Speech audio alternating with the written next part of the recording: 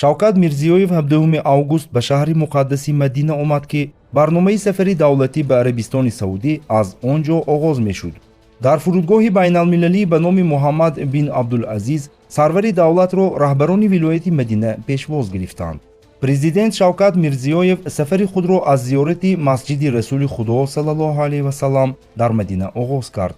дар ин сафар раиси ҷумҳурро раиси идораи мусалмонони Ӯзбекистон муфтӣ Нуриддин Холиқназаров ва намояндагони ҳукумат ҳамроҳӣ карданд. аъзои ҳукумат бо роҳбарии раиси ҷумҳур дар Масҷиду Набавӣ, масҷиди паёмбар саллаллоҳу алайҳи ва саллам дар ҳуҷраи Саъд 2 ракаат намоз хонданд. пас аз он ҳайати вакилони Ӯзбекистон бо ҳавопаймо ба шаҳри Ҷидда парвоз карданд.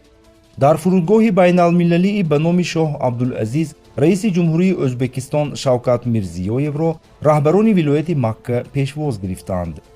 музокироти президенти ҷумҳурии Ӯзбекистон Шавкат Мирзиёев ва валиаҳди шоҳигарии Арабистони Саудӣ Муҳаммад бин Салмон Оли Сауд дар қасри Қаср ас-Саломи шаҳри Ҷидда баргузор гардид.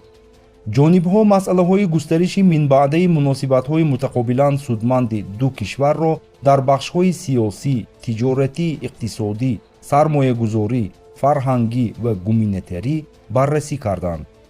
дар натиҷаи гуфтушунид ҳуҷҷатҳои имзошуда мубодила карда шуданд.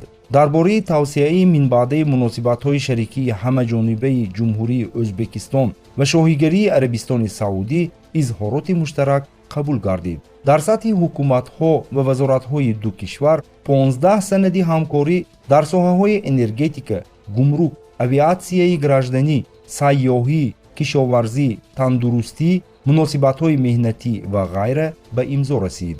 президент Шавкат Мирзиёев дар ҷараёни сафараш ба Арабистони Саудӣ аз шаҳри Маккаи Мукаррама низ дидан карда маросими умраро анҷом дод. Шавкат Мирзиёев пас аз мулоқотҳои расмӣ вориди шаҳри муқаддаси Макка гардид ва зиёрати Каъбаро анҷом дод. баъди намози шом Шавкат Мирзиёев ва ҳамроҳонаш ба адои маросими умра шурӯъ карданд. дарҳои Каъбаи муқаддас боз буданд ва Шавкат Мирзиёев вориди он шуд.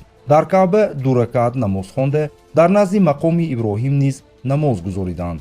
раиси ҷумҳурро дар зиёрати Каъба муфтӣ Нуриддин ҳоҷӣ Холиқназаров ва як қатор уламои ӯзбек ҳамроҳӣ карданд. президенти Ӯзбекистон баъди анҷоми умра ба Ӯзбекистон баргашт.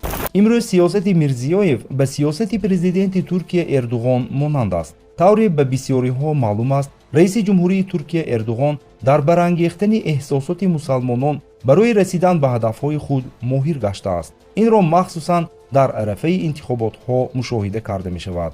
ба назар мерасад ки ҳукумати Ӯзбекистон низ мехоҳад чунин сиёсатро амалӣ гардонад. мисоли аъмоли Мирзиёев ки дар миёни мусалмонон эҳсосотро барангехт, аз қабили қироати оятҳои Қуръон ва ҳадис дар бархе аз маҷлисҳо, таъкид бар кӯтоҳ кардани маҷлисҳо дар Рамазон бо сабаби наздик шудани вақти ифтор ва ташкили озмунҳои Қуръон мебошанд.